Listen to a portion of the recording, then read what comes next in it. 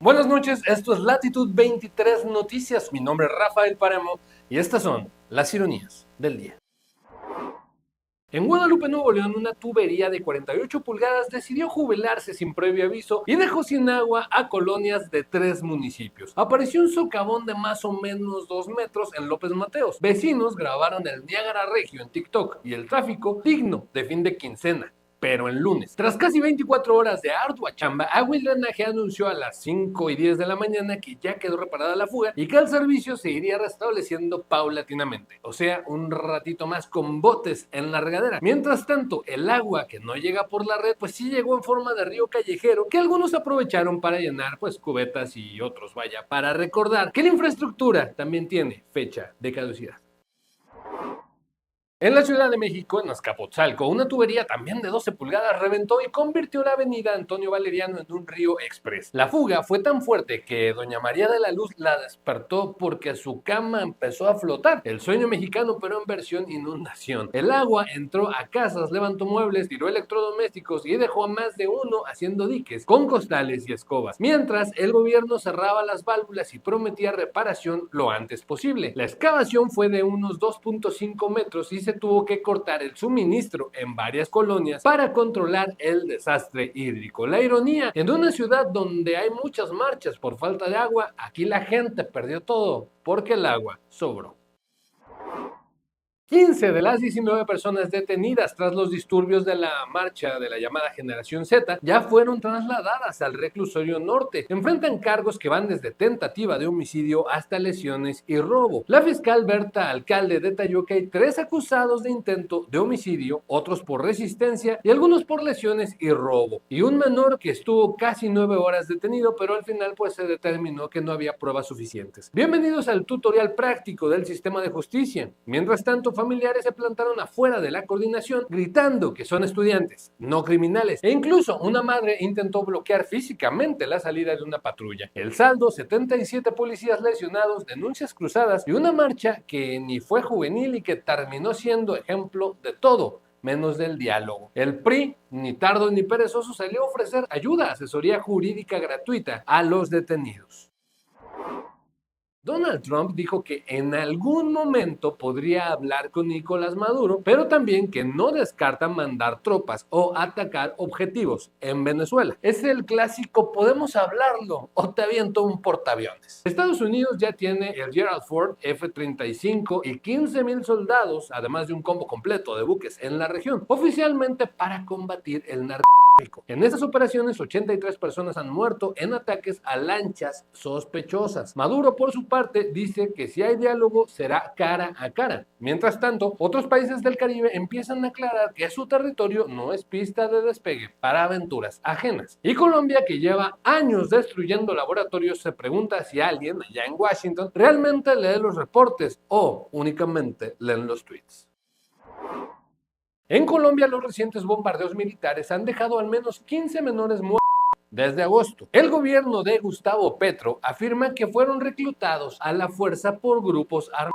La oposición habla de escándalo y la ONU expresó su preocupación. Los ataques han golpeado campamentos de disidencias de las FARC, pero también han revelado la realidad más incómoda. Niños usados como carne de cañón en una guerra de 6 décadas. Petro primero defendió los bombardeos como necesarios para proteger a los soldados. Luego pidió perdón a las familias, pero se negó a suspender las operaciones, a pesar de las críticas y las exigencias de renuncia del ministro de Defensa. En resumen, el Estado pelea al crimen, pero los muertos siguen siendo los de siempre, los más jóvenes y los más pobres.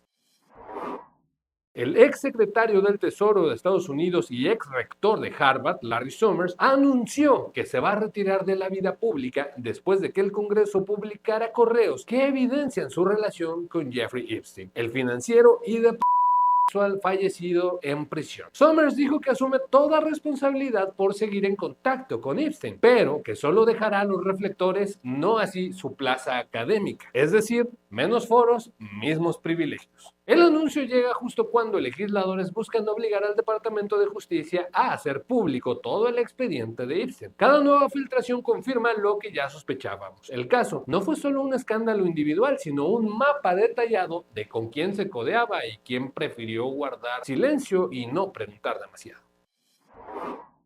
En comunidades purépechas de Michoacán, la escena se repite. Grupos del cártel Jalisco Nueva llegan muy amables ofreciendo dinero para obras, proponen arreglar que la iglesia, que las calles y piden a cambio control total del territorio. La respuesta de los pueblos ha sido resistir con lo que tienen. Cuaris desarmados, barricadas, autogobierno en 48 de más de 500 comunidades y un montón de asambleas donde se discute lo que el Estado ignora. Se dice que el Plan Michoacán deja más enojo que esperanza. Los voceros indígenas dicen que participaron en la consulta, pero que sus demandas no aparecen en el documento final. Sin base interinstitucional y con el crimen circulando por sus tierras, su estrategia es clara: no aceptar dinero, no aceptar y no entregar la dignidad. Donald Trump volvió a la carga. Dijo que estaría dispuesto a lanzar ataques en México para frenar el narcotráfico y pues vaya que no tendría problema en hacerlo, e inclusive que lo haría con orgullo, porque nada dice cooperación como bombardear al vecino y luego hablar de amistad. Aseguró que ya cerró el 85% de las rutas marítimas de obviamente sin mostrar pruebas, y que eso demuestra que el resto viene por tierra y desde México. Cuando le preguntaron si pediría permiso al gobierno mexicano, esquivó la respuesta. Solo dijo: ellos ya saben de qué hablo. Mientras tanto, Estados Unidos mantiene un despliegue militar masivo en el Caribe con 21 ataques a embarcaciones sospechosas y 83 muertos. La lógica es simple y brutal. Si el problema son las drogas, la solución son las bombas. Y si hay dudas, pues te contestarán con una visita de portaaviones.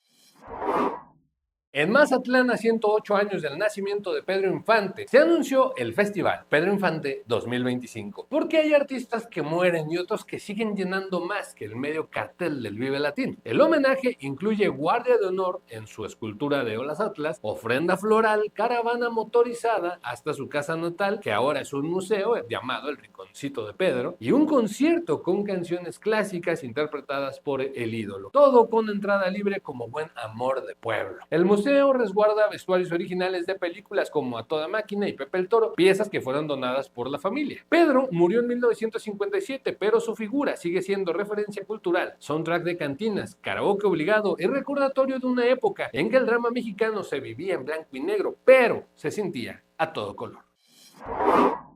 Y esta mañana millones de usuarios pensaron que su Wi-Fi había muerto, que su compu tenía virus o que el universo los castigaba por usar tanta inteligencia artificial. Pero no, la realidad fue Cloudflare. La caída de este gigante de seguridad y pues vaya de rendimiento web dejó fuera de línea, al menos intermitentemente, a plataformas gigantes como ChatGPT, X, Canva, League of Legends, Spotify, Discord, bancos, medios y hasta herramientas empresariales. Cloudflare funciona como guardia de seguridad y caseta de peaje todo al mismo tiempo. Todo pasa por ahí y cuando falla no es que los sitios estén caídos, es que pues no te dejan entrar al edificio. La empresa reconoció errores 500, fallas en su panel y su API y dijo que ya trabaja en la recuperación. La lección del día no era tu módem, no era tu compu, era que el internet básicamente estaba agarrado a un solo tornillo y ese tornillo pues se aflojó.